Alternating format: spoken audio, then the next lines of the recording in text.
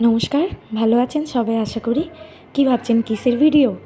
সেই যে আমরা শিলং ঘুরতে গেছিলাম, কিছু কিছু ভিডিও বাকি রয়ে গেছিলো, তাই ভাবলাম দিয়ে দিই। গার্ডেন অফ কেভসের কথা আপনাদের মনে আছে? এই যে এটা গার্ডেন অফ কেভস বলেছিলাম।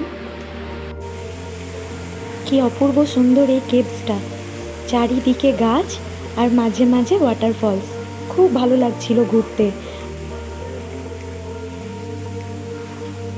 তুমি কোথায় যাচ্ছ? হ্যাঁ, আচ্ছা। ও জস ভাবছে ও জলে নেমে ওখানে স্নান করবে। ও জল পেলে আর কিছু চায় না, সারা দিন কল খুলে জল ঘাঁটতেই থাকে।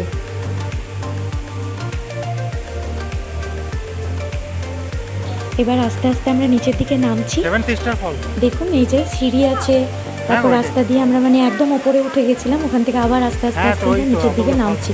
এই দেখুন ওয়াটারফলসটা, দেখুন কি বিশাল ওয়াটারফলসটা।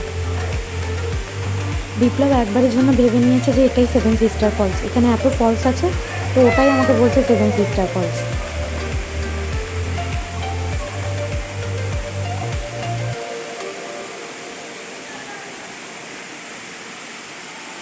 যাই হোক, এই গার্ডেন অফ কেভসটা আমরা খুব ভালোভাবে এক্সপ্লোর করে নিলাম আর অনেক কটা ফটো তুলে নিয়েছি।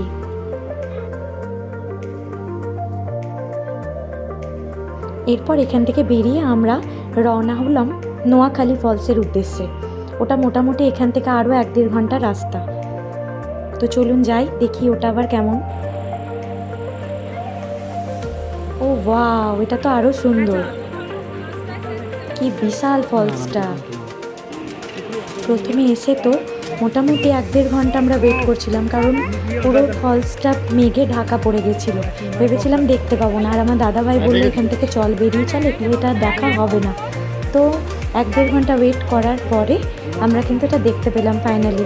মেঘটা কিন্তু সরে গেল আস্তে আস্তে। এই ফলসটা যেন আরও অপূর্ব, দারুণ লাগছিল ভিউটা, কিছু বলার নেই। ভালোই হয়েছিল এখানে, কারণ কিছুক্ষণ আমরা রেস্ট পেয়ে গেছিলাম, জসও একটু ঘুমিয়ে নিয়েছিল।